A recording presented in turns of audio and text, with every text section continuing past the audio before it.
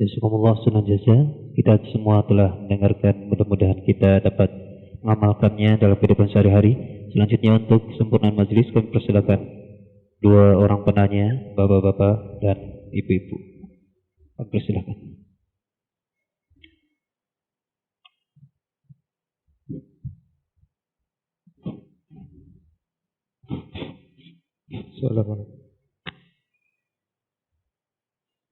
Assalamualaikum warahmatullahi wabarakatuh. Assalamualaikum warahmatullahi wabarakatuh. Allahumma sholli ala Sayyidina Muhammad wa ala ali Sayyidina Muhammad. Terima kasih atas kesempatan dan waktunya yang kami hormati Al-Mukarram Yahya. Jadi begini, bagaimana caranya kita bisa berkasih sayang kepada sesama atau orang lain melebihi ataupun seperti kita menyayangi diri sendiri ataupun kepada orang yang kita benci. Kemudian bagaimana sih konsep pencarian jodoh ataupun ta'aruf yang sesuai yang diajarkan oleh Rasulullah SAW. Sekian, terima kasih. Wassalamualaikum warahmatullahi wabarakatuh. Assalamualaikum warahmatullahi wabarakatuh. Buya, saya mau nanya, dalam ajaran agama Islam diketahui bahwa setelah manusia itu meninggal putus semua amalnya kecuali 3 hal, yaitu doa anak yang soleh, ilmu yang bermanfaat, dan amal jariah. Yang akan saya tanyakan, bagaimana kalau status anak itu anak tiri atau anak asuh atau dapat mengadopsi? Yang kedua, seperti dalam hukum Islam juga bahwa setiap keluarga yang mampu dan mempunyai anak, bayi yang baru dilahirkannya, kalau laki-laki itu wajib dikakahi memotong 2 ekor kambing, kalau perempuan 1 ekor kambing. Yang jadi pertanyaan saya, bagaimana kalau orang tuanya nggak mampu, kemudian anak itu sudah dewasa, kemudian anak itu mampu, apakah dia wajib mengikahi atau tidak? Sekian, terima kasih. Wabillahi taufiq wal hidayah. Wassalamualaikum warahmatullahi wabarakatuh. Waalaikumsalam warahmatullahi wabarakatuh. Assalamualaikum warahmatullahi wabarakatuh. Assalamualaikum. Ya, saya mau menanyakan mengenai misalnya ada orang yang masih sering bermaksiat ya, tapi dia rajin bersolawat. Apakah dia masih dapat syafaat dari Nabi Muhammad SAW ataukah dia masuk neraka dulu? Terima kasih. Wassalamualaikum warahmatullahi wabarakatuh. Salam. Satu lagi, Ibu.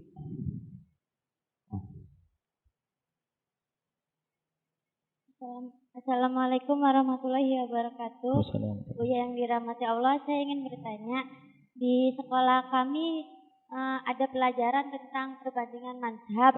Kebetulan kelompok kami Tentang apa? Perbandingan mazhab. Perbandingan mazhab. Nah, kelompok kami mendapat ditugaskan untuk mencari materi perbedaan pendapat tentang penyaluran zakat untuk pembangunan dan pemugaran masjid. Sedangkan kelompok kami pernah mendengar tausiah dari Buya bahwasanya kalau zakat itu tidak boleh diberikan masjid. Mohon penjelasan yang Buya. Terima kasih. Assalamualaikum. Assalamualaikum.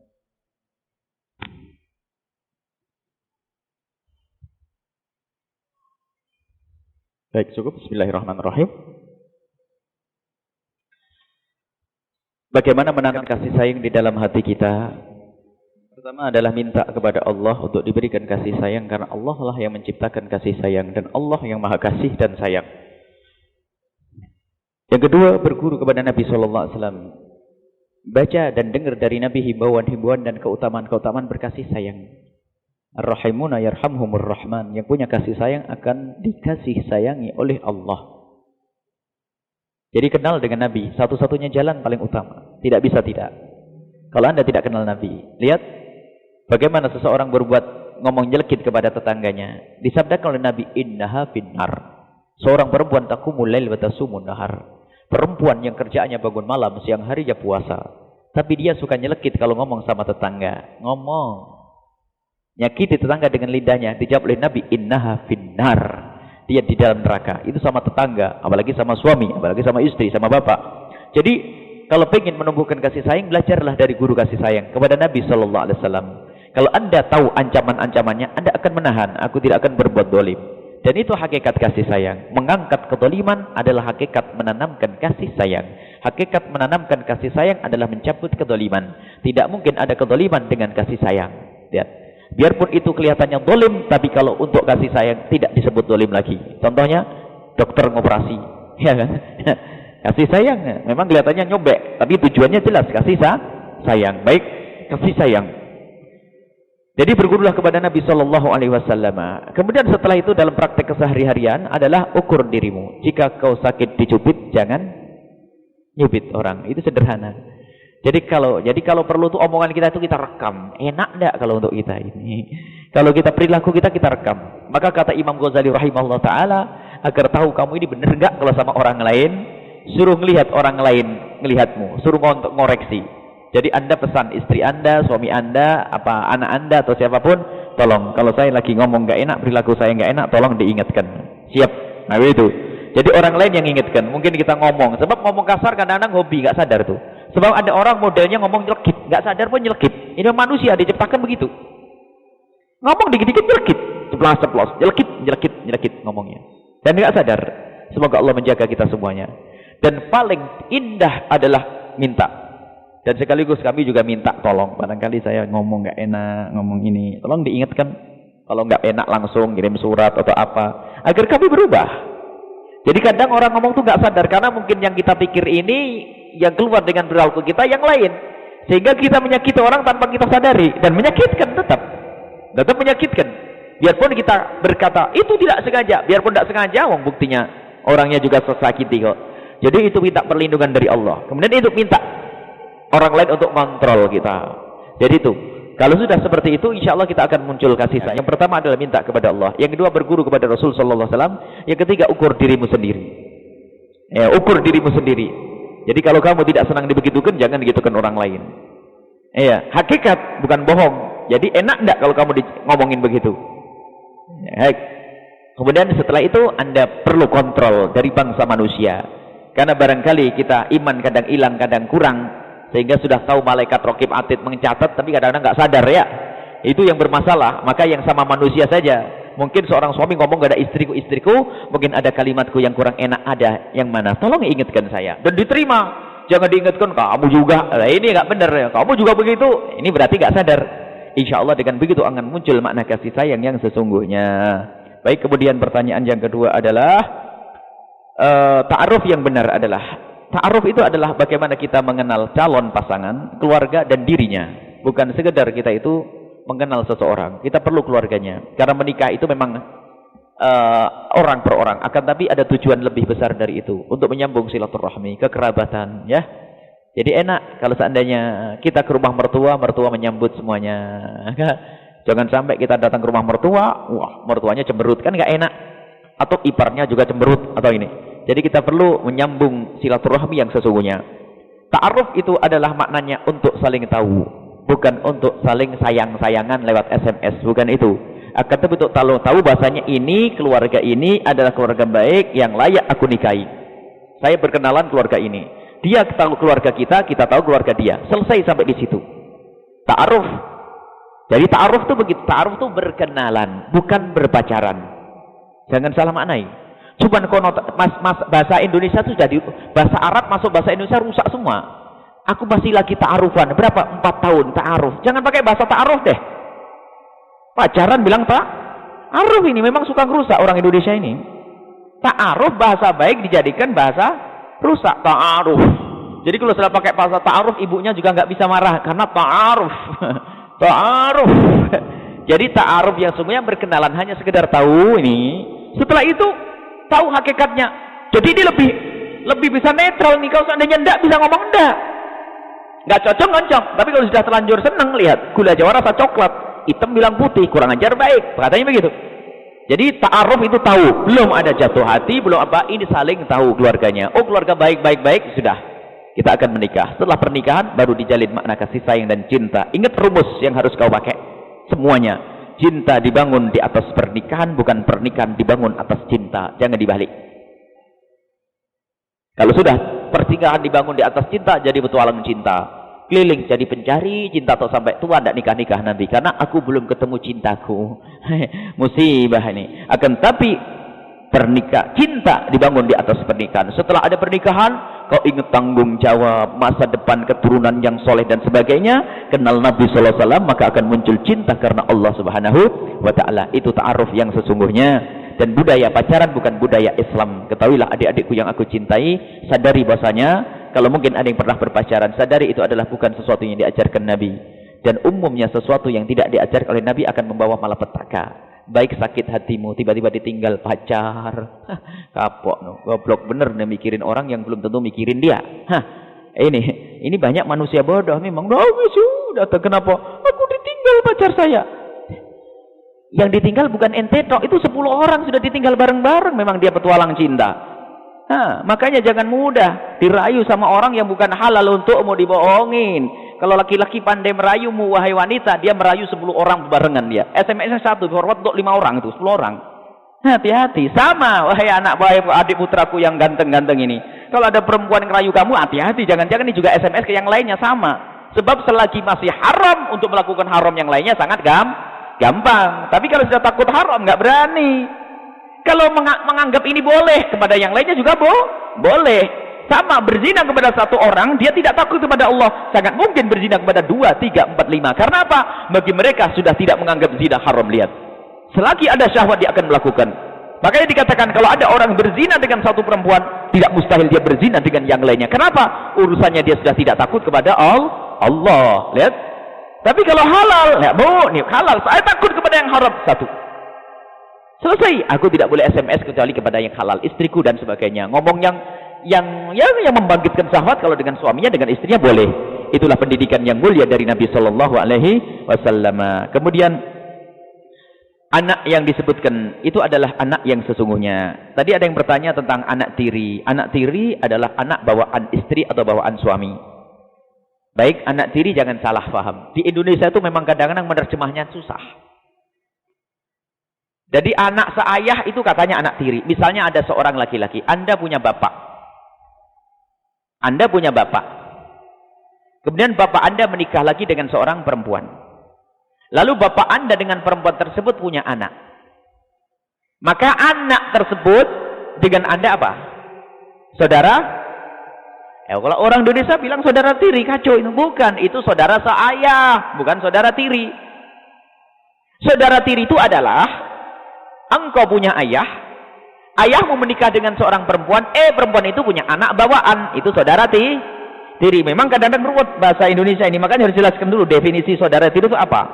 Jadi ada saudara seayah, saudara seibu. Bingung saudara seayah, saudara seibu, agak ketemu dah. Memang begitu. Saudara seayah, saudara seibu. Ada. Jadi kalau saudara tiri bagaimana? Anak tiri misalnya, Anda seorang laki-laki menikah dengan seorang perempuan, kemudian dia sudah punya anak, makanya anak tiri. Anak tirimu. Bagaimana hubungannya anak tiri dengan engkau? Ketahuilah. Memang disebutkan dalam hadis seolah hanya 3. Ilmu yang bermanfaat, sedekah jariah, dan anak yang soleh yang mendoakannya. Akan tapi yang lainnya bagaimana? Makanya ini tidak hanya terbatas 3, semuanya. Kalau engkau mendidik orang, dia beramal baik, man dalla ala khairin falahu ajrun mithlu ajri fa'ili. Engkau mengajari orang baik, engkau akan mendapatkannya. Memang dia adalah anak tirimu. Dia bukan anak. Akan tapi dia Anda didik yang benar, ketahuilah. Dia segala amal baik yang dilakukan bukan akan nyampe kepada Anda. Tetap ada manfaatnya. Maka didiklah anak tirimu yang baik. Didiklah saudara tirimu yang baik. Tadi nyebut adopsi. Adopsi nggak ada di dalam Islam. Harus kami ulang-ulang lagi ini. Adopsi haram di dalam Islam. Karena adopsi merubah nasab. Kalau Anda ingin merawat anaknya, orang rawat saja sampai gede, jadi ulama gede. Tapi adopsi tidak boleh. Sebab adopsi itu merubah nasab. Anak punya bapak, kita bawa kepada kita ganti di akte. Aktenya menjadi bin kita, adalah hukumnya haram. Karena merubah nasab tidak akan mencium bau surga. Sementara bau surga akan dicium jauhnya 500 tahun sebelum datang ke surga sudah mencium baunya. Ketahuilah, yang merubah nasab tidak. Jadi adopsi hukumnya haram. Kalau Anda ingin merawat anak, pungut anak, ambil dia sebagai anakmu. Maksudnya dirawat, dididik. Anaknya siapa ini? Anaknya orang. Tapi saya anggap sebagai anak. Tapi bukan dirubah dengan adopsi melalui akte yang merubah. Jadi adopsi, nggak boleh. Adopsi hukumnya haram. Tapi pertanyaannya menunjukkan masih ada. Jadi tidak ada adopsi di dalam syariat Nabi SAW. Adanya adalah kafalatul yatim. merawat anak yatim pahalanya ana wa kafil yatimi kahataini, aku dengan yang merawat menjamin kehidupan anak yatim seperti dua jemari ini di surga bersama Rasul sallallahu alaihi wasallam. Bukan mengadopsi, enggak ada. Anak yatim termasuk binnya siapa? Tetap bin bapaknya. Enggak ada pindah kepada binmu. Dan dia tidak mewarisimu dan engkau tidak warisi anak yang kau angkat. Ingat, tidak mewarisi. Tapi kalau jadi adopsi, oh, dia punya akte. Aktenya bin ini, dia bisa menuntut ke mahkamah, akhirnya mendapat bagian. Hukumnya haram, akan merampas hak anakmu sendiri. Masya Allah, hati-hati. Jadi tidak ada adopsi. Baik, kalau anak yang saya rawat, saya gedekan, saya jadikan, saya didik sampai benar, maka saya akan mendapatkan pahala sepanjang ia beramal baik. Sebaliknya, kau pungut anak, tapi tidak kau didik, tidak kau kenalkan Allah. Dia maksiat, kau yang menggedikannya, maka sujud Anda pun akan ditumpangi dengan dosa-dosa yang ia lakukan. Allah. Makanya tanggung jawab, hei yang merawat anaknya orang, dekatkan semuanya kepada Allah Subhanahu wa taala. Kalau mau jadi dokter-dokter yang kenal Allah, insinyur-insinyur kenal Allah, jangan hanya dicekoi mereka dengan pendidikan kenal dunia, tapi tidak kau beri pendidikan kenal Allah, maka engkau berarti yang akan menjerumuskan dia lebih dalam lagi. Kalau dia bodoh, goblok dan tolol, dia akan menjadi penjahat di kampung, nyuri jemuran, nyuri mangga. Tapi sudah kau kuliahkan tinggi-tinggi jadi penjahat korupsi gede, engkau yang menanggungnya. Na'udzubillah. Maka kalau pengen nyekolahkan anak, tolong dipikirkan. Boleh kau ngambil dunia kedokteran nak, tapi ingat kau harus kenal Allah dulu. Nyantri dulu atau kenal pendidikan agama, baru setelah itu kau berikan pendidikan umum yang lainnya. Yang penting pendidikan agama, akhlak terjaga, maka Anda adalah orang yang selamat insyaallah dunia akhirat. Hati-hati. Kemudian akikah. Ketahuilah wahai kaum muslimin, hukum akikah bukan wajib, ya. Hukum akikah adalah sunnah. Ini harus kita pahami bahasanya. Hukum akikah adalah sunnah bagi yang mampu. Jadi kalau ibu, bapak punya anak laki-laki, disunnahkan akikah 2 kambing, kalau perempuan 1 kambing. Anda punya anak laki-laki kok cuman punyanya 1 kambing, ya saja sembelih 1 kambing. Nanti kalau ada tambahan lagi, mungkin kalau ada rezeki lagi ditambah 2 kambing. Kalau belum punya, ya jangan nyembelih kambing. Ya karena tidak punya mau apa lagi? Syukurannya nyembelih ayam saja. Jadi intinya akikah adalah sunnah. Dan sunnah ini dibebankan kepada orang tua. Artinya sunnah bagi orang tua. Sampai kapan? Sampai anak itu balik. Kalau sudah anak akal balik, umur 9 tahun lebih keluar mani atau haid, sampai umur 15 tahun. Kalau 15 tahun ke atas pasti baliknya. Di bawah 15 tahun boleh dilihat. Kalau dia sudah pernah keluar mani atau haid, maka dia adalah balik. Jadi kalau sudah balik, gugurlah kesunnahan bagi orang tua. Jadi kalau anak ibu masih 6 tahun kok sekarang punya rizki, di akikah. Dulu belum punya duit, dulu masih ngerintis, bisnisnya belum jalan. Sampai anaknya umur 8 tahun kok punya rizki, sembelih kambing 2. Sekarang. Lah kalau anaknya sudah balik, sudah gede umur 20 tahun, baru Anda berjaya, bagaimana? Tidak disunnahkan bagi Anda. Tapi sang anak boleh mengakikai dirinya sendiri, biarpun pemberian dari Anda. Nak, karena dia sudah dewasa, dia harus beribadah dengan dirinya sendiri. Nak, Abah Umi dulu belum pernah mengakikaimu. Sekarang Abah Umi punya duit, nih aku kasih kambing 2 kau. Atau niatkan ini ada kambing 2, niatkan engkau akan akikah untuk dirimu sendiri, maka itu boleh setelah anak itu dewasa. Tapi kesunahan sudah tidak dibebankan kepada orang tua, tapi sunnah untuk dirinya sendiri. Baik, itu adalah masalah akikah. Sehingga setelah gede anaknya, bukan orang tua lagi mengakikai, tapi yang mengakikai siapa? Dirinya sendiri. Orang tua boleh memberi. Baik, itu adalah masalah akikah. Orang yang ahli maksiat tapi berselawat kepada Nabi sallallahu alaihi wasallam, apakah nanti bisa masuk surga atau masuk neraka dulu? Selawat kepada Rasulullah adalah seperti ibadah yang lainnya. Ibadah yang amat besar. Seperti halnya sholat. Sholat bisa diterima, sholawat bisa diterima, amal ibadah yang lainnya bisa diterima. Kalau dia punya dosa, dosanya diberesin dulu dong. Dosanya bisa diberesin dulu. Sama, sholat juga begitu, ibadah yang lainnya juga begitu. Bahkan ibadah-ibadah yang jaminannya masuk surga itu ternyata itu juga dihapus dulu kalau kita punya dosa. Maka dari itu, minta ampunlah jika Anda berbuat dosa. Sebab kalau dosa Anda belum diampuni oleh Allah di dunia, maka akan diambil di akhirat. Tapi kalau Anda punya dosa di dunia, Anda minta ampun kepada Allah tanpa henti, lalu Allah mengampuni, Allah tidak akan menyiksa Anda di akhirat. Jadi ada pengampunan dari Allah itu di dunia.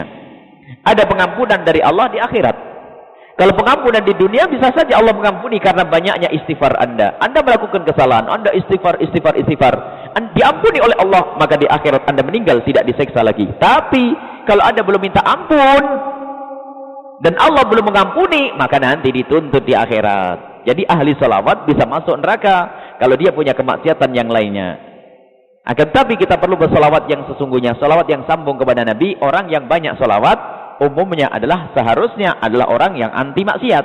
Kalaupun bermaksiat, dia selalu segera minta ampun kepada Allah, karena kita manusia biasa melakukan kesalahan.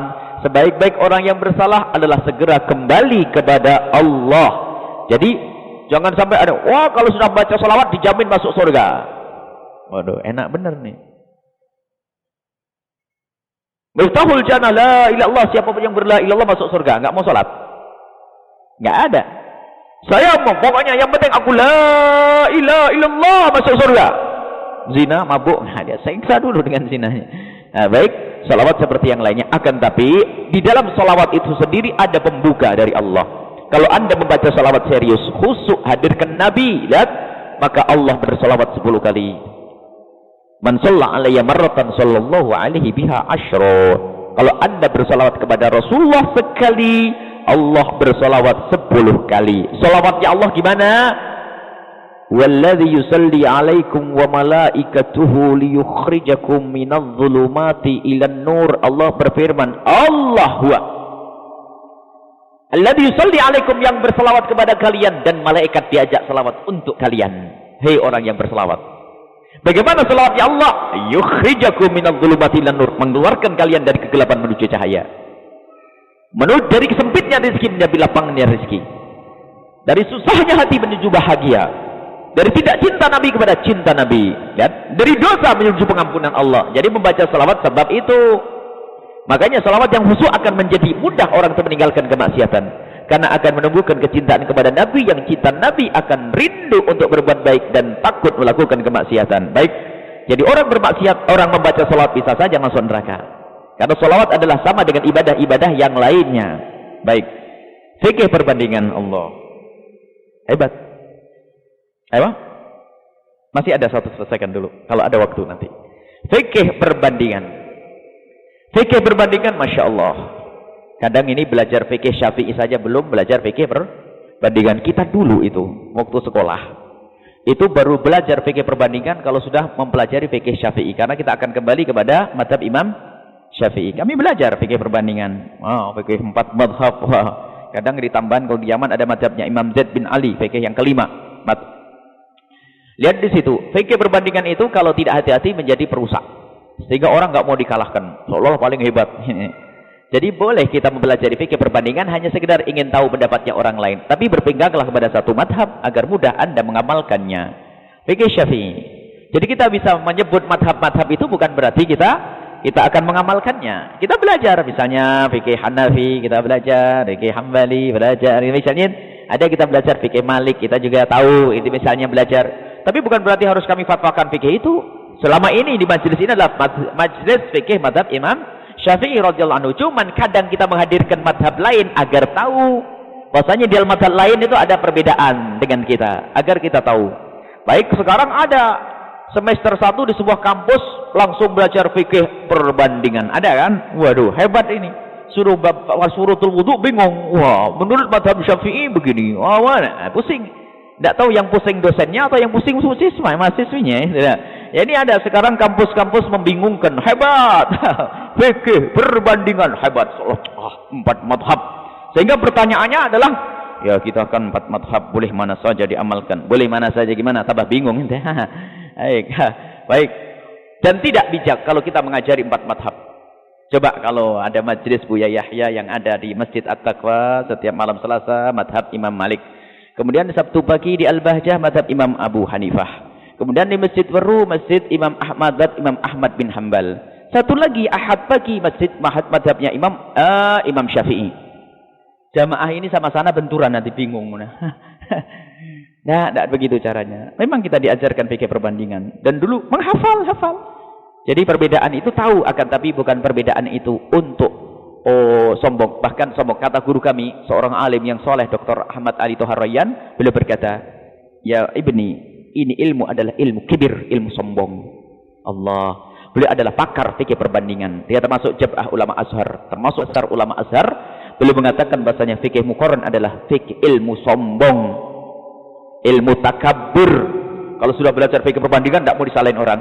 Ada khilaf. Menurut ulama pendapat tidak mau disalahkan. Sudah kalau ngomong salah nggak bisa. Ada khilaf. Ya salam. Ada khilaf. Jadi fikih perbandingan itu kita berangkat dari fikih madhab kita sendiri, baru nanti benar fikih perbandingan kita. Termasuk manhaj di Universitas Al-Ahqaf, tidak boleh kita belajar fikih perbandingan kecuali kita menyelesaikan minhajnya Imam An-Nawawi dengan syarahnya. Kita belajar minhajnya Imam Nawawi, baru nanti setelah itu semester ke-7 sama ke-8, 1, 2, 3, 4, 5, 6, 7, 5 baru nanti fikih perbandingan. Itu ada. Jadi setelah selesai minhaj, nanti belajar fikih perbandingan. Biar pulang ke kampung kita tidak ngacak-ngacak. Baik, sekarang di kampung kita diajari fikih acak-acak, kan kacau. Sekarang di sana saja kita belajar di negeri orang, diajari kita fikih madhab Syafi'i, agar pulang ke kampung kita, agar kita tidak ngacak-ngacak orang di kampung kita. Sekarang di universitas yang ada di Indonesia Raya, baru semester 1 diajari fikih acak-acak. Nah ini, baik. Kemudian ada pun yang ditanyakan, mohon maaf para dosen nih, para dosen yang hadir, mohon maaf, betul enggak? Ya, ini betul enggak fikih acak-acak? Fikih acak-acak. Kita perlu fikih yang benar. Madhab Imam Syafi'i kita pegangi. Kalau pengen tahu hujah-hujahnya, baru nanti kita merangkak pada fikih madhab Imam Malik hebat, Imam Abu Hanifah hebat, Imam Ahmad bin Hanbal hebat, tapi dari fikih masyarakat kita. Kemudian pertanyaan masalah hukum membagikan zakat kepada fisabilillah itu sudah jelas bahasanya. Kalau kembali kepada fikih perbandingan, kalau memang Anda mengajak kita ngomong fikih perbandingan, ketahuilah semua ulama para 4 madhab, Imam Syafi'i, Imam Malik, Imam Ahmad, Imam Abu Hanifah, semua mengatakan tidak boleh dibagikan kecuali fisabilillah. Ini maknanya adalah orang perang di jalan Allah, jihad, perang di medan laga. Itu kalau bicara 4 madhab. Dan itu sudah kami tuliskan dalam satu buku yang katanya tidak tahu tim kita ini paling lambat, suruh nerjemahkan nggak beres-beres. Itu ada sebuah diskusi di Basnas ya. Cuman kami pikir waktu itu adalah memang para ulama yang datang, kami tuliskan dalam bahasa Arab. Ada mungkin 40 halaman dalam bahasa Arab. Masalah Kashful Hummah fi Sarfiz Zakat lil Masalih Al-Ammah dalam bahasa Arab itu. Ayo timnya harus segera diterjemahkan itu dalam bahasa Arab ada. Itu ada bukunya, itu bisa. Kalau ngerti bahasa Arab dibaca. Dan para ustaznya, anak kami menukil dari perkataan 4 madhab. Kemudian setelah itu ada pendapat orang akhir zaman, bukan mujtahid. Orang akhir zaman, mutaakhir jiddan. Orang akhir zaman punya berpendapat. Akankah kita dahulukan pendapat mereka mengalahkan pendapat 4 madhab? 4 madhab ulama, 4 madhab. Imam Abu Hanifah, Imam Malik, urutannya Abu Hanifah, Malik, Imam Syafi'i, Imam Ahmad bin Hanbal. Semua mengatakan fisabilillah, artinya adalah orang perang jihad di jalan Allah. Jihad. Bukan jihad pemikiran, bukan. Ada sebagian yang mengatakan, lu kan jihad sekarang medannya luas. Kan ada perang pemikiran kan? Di zaman para a'immah perang pemikiran juga ada, Mu'tazilah muncul. Tapi mereka juga tidak mengatakan jihad pemikiran, tidak. Jadi mereka juga ngerti jihad pemikiran, bukan zaman kita toh ada perang pemikiran, tidak. Ini adalah yang sudah kami hadirkan dalam 4 madhab. Kalau pengen perbandingan fikih 4 madhab, kita buat satu buku dalam bahasa Arab itu. Bisa dibaca nanti. Baik, waktu. Ada yang bertanya? Kalau mendesak kan waktu sudah. sudah. Satu aja cukup. Sudah malam. Enggak, silakan. Karena tadi usulan ini yang ditulis. Enggak, silakan.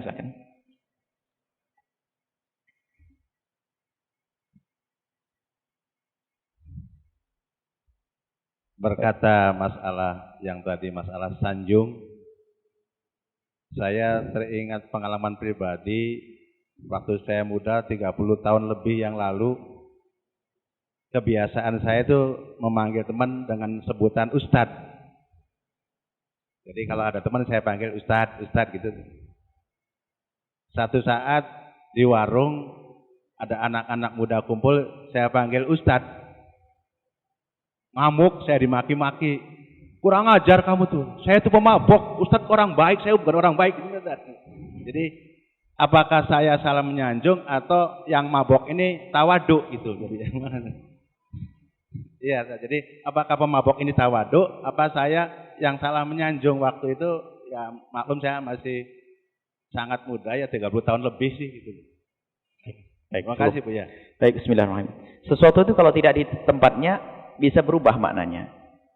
Orang ngejek itu bisa saja seperti itu. Baik, orang hitam dibilang Masya Allah putih. Kira-kira kurang ajar enggak? Jadi kita kurang salah. Kita salah tempat. Jadi jangan dikatakan Ustadz kalau bukan Ustadz. Jangan dikatakan putih kalau kulitnya hitam. Ditempeleng kita nanti. Jadi kita salah tempat. Dia benar, dia marah benar. Memang dia bukan Ustadz. Kok dibilang Ustadz itu ngejek ya. Mungkin begitu. Jadi memang semuanya harus ditempatkan pada tempatnya. Tahu hidungnya begitu bilang mancung. Kan kurang ajar, ngejek ya. Jadi semuanya harus ada pada tempatnya. Jangan berlebihan. Jadi kalau memang itu Ustadz, sebut Ustadz. Ataupun guru Anda, katakan gitu adalah guru Anda, Ustadz saya. Tapi kalau bukan Ustadz juga jika dikatakan Ustadz. Jangan sampai Ustadz nanti murah jadi tidak ada harganya. Tapi menghormat ya akhi, wahai saudaraku. Nah, itu. Baik, itu jadi dia bukan tawaduk dia. Dia adalah insaf. Dia benar memang bukan Ustadz. Maksud Anda menghargai benar, akan tapi sesuatu kalau bukan pada tempatnya juga salah ya. Salah. Jadi sesuatu itu terletakkan pada tempatnya. Kalau tidak pada tempatnya, maka akan menjadi salah, yaitu tadi nyanjung tidak pada tempatnya. Semoga kita terhindar dari menyanjung yang salah. Sebab menyanjung juga bisa menjerumuskan. Menyanjung anak, kau hebat nak, kau cerdas, bisa malas belajar karena dianggap cerdas. Menyanjung orang bisa salah. Maka dari itu menyanjung dan disanjung itu semuanya perlu ilmu. Kalau tidak punya ilmu bisa bermasalah seperti Anda dicaci maki sama pemabuk karena salah menyanjung. Baik, ini saja. Semoga Allah mengampuni kita semua. Ada pertanyaan tertulis satu saja.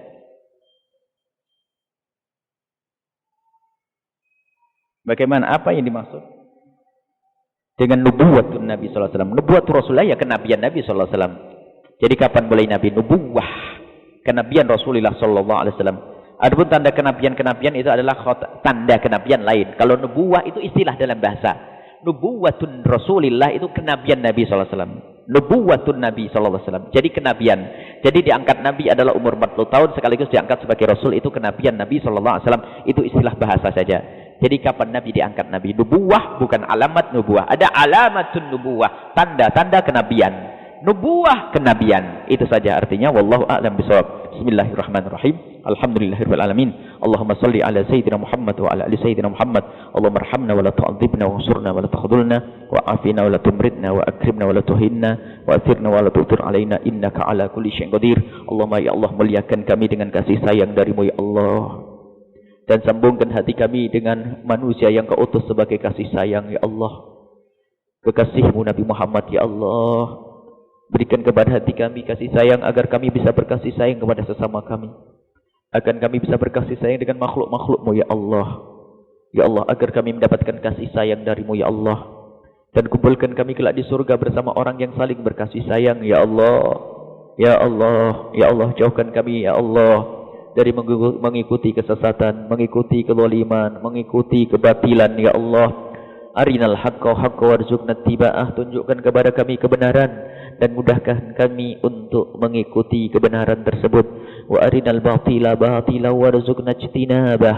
Dan tunjukkan kepada kami kebatilan sebagai kebatilan dan mudahkan kami untuk menjauhinya ya Allah. Ya Allah, cintakan kami kepada kekasih-Mu Nabi Muhammad. Rindukan kami kepada kekasih-Mu Nabi Muhammad. Jadikan perilaku kami meniru kekasih-Mu Nabi Muhammad. Dan jadikan kebanggaan kami di saat kami bisa mengikuti kekasih-Mu Nabi Muhammad. Dan meniru kekasih-Mu Nabi Muhammad. Ya Allah, jadikan yang kami idolakan adalah kekasih-Mu Nabi Muhammad. Ya Allah, jangan sampai kami mengidolakan musuh-musuh kekasih-Mu Nabi Muhammad. Hamba-hamba yang tidak rindu kepada kekasih-Mu Nabi Muhammad. Ya Allah, ampuni kami semua ya Allah yang Maha Pengampun. Berikan kasih sayang-Mu wahai Zat yang Maha Pengasih. Ya Allah, siapapun yang ada di majelis ini ya Allah, di tempat ini berikan kepada mereka kasih sayang ya Allah, agar mereka bisa berkasih sayang dengan keluarga mereka, berkasih sayang dengan orang yang bersama mereka, berkasih sayang dengan masyarakat mereka, berkasih sayang dengan lingkungan mereka ya Allah, sehingga hidup mereka indah dengan penuh dengan kasih, penuh dengan kasih sayang ya Allah. Ya Allah, yang ada di kiri kanan masjid ini, ya Allah, di antara mereka jika ada yang belum salat, ya Allah, berikan kasih sayang-Mu kepada mereka, ya Allah. Rindukan mereka untuk berkasih sayang kepada diri mereka sendiri, sehingga akan rajin salat karena tidak ingin Kau siksa kelak di akhirat. Ya Allah, ada di antara hamba-Mu tidak punya kasih sayang kepada dirinya sendiri dengan kemaksiatan yang mereka lakukan, artinya mereka tidak sayang dengan dirinya, sebab kemaksiatan akan menjadikan mereka Kau masukkan ke dalam neraka, ya Allah. Maka kami mohon, ya Allah, tumbuhkan kasih sayang di hati mereka untuk berkasih sayang kepada diri mereka sendiri, agar mereka jauh dari kemaksiatan, dan di saat bermaksiat kembali kepadamu, ya Allah, taubat kepadamu dan ampuni kami semua, ya Allah. Berkat Nabi kasih sayang, ya Allah. Ya Allah, berikan kemudahan dalam segala urusan kami berkat Nabi kasih sayang, ya Allah. Yang sakit sembuhkan berkat Nabi kasih sayang, ya Allah. Yang cekcok dalam rumah tangganya, ya Allah, berikan ketentraman, keindahan berkat Nabi kasih sayang, ya Allah. Yang sempit rezekinya, lapangkan berkat Nabi kasih sayang, ya Allah. Ya Allah, yang banyak dosa, ampuni dosa mereka berkat Nabi kasih sayang, ya Allah. Ya Allah, ya Allah, semua yang ada di tempat ini, kabulkan hajat mereka berkat Nabi kasih sayang, ya Allah. Ya Allah, panjangkan umur kami semua dalam ketaatan serta sehat walafiat berkat Nabi kasih sayang, ya Allah. Yang masih bekerja di tempat yang haram, ya Allah, kami mohon dengan kasih sayang-Mu, berikan, ya Allah, pindahkan mereka ke tempat yang halal bersih, dan ampuni mereka berkat Nabi kasih sayang. Yang belum menikah, mudahkan mereka untuk mendapatkan pasangan orang yang mulia, dan Kau muliakan berkat Nabi kasih sayang. Dan berikan kepada kami anak keturunan yang soleh solehah berkat Nabi kasih sayang, ya Allah. Berikan kepada kami umur panjang dalam ketaatan serta sehat walafiat, dan berikan kepada kami semua husnul khatimah berkat Nabi kasih sayang. Dan berikan kepada kami, ya Allah, keimanan yang sesungguhnya, kecintaan kepada kekasih-Mu Nabi Muhammad. Dan kami mohon saat Kau cabut nyawa kami mohon cabutlah nyawa kami dalam keadaan kami sujud dalam salat kami berkat Nabi kasih sayang. Dan ya Allah, di saat Kau hendak mencabut nyawa kami, cabutlah nyawa kami dalam keadaan Kau ridho kepada kami berkat Nabi kasih sayang. Dan kami mohon berkat Nabi-Mu yang mulia, ya Allah, berkat Nabi kasih sayang, ya Allah. Kami ingin, ya Allah, saat Kau cabut nyawa kami kelak, ya Allah, kami ingin Kau cabut nyawa kami, hati dan lidah kami mampu mengucapkan kalimat agung dan mulia, la ilaha illallah Muhammadur Rasulullah, la ilaha illallah Muhammadur Rasulullah, la ilaha Muhammadur Rasulullah sallallahu alaihi wasallam. Rabbana atina fid dunya hasanah wa fil akhirati hasanah wa qina adzabannar. Wa sallallahu ala sayyidina Muhammadin wa ala alihi wa sahbihi wasallam. Walhamdulillahi rabbil alamin. Al-Fatihah.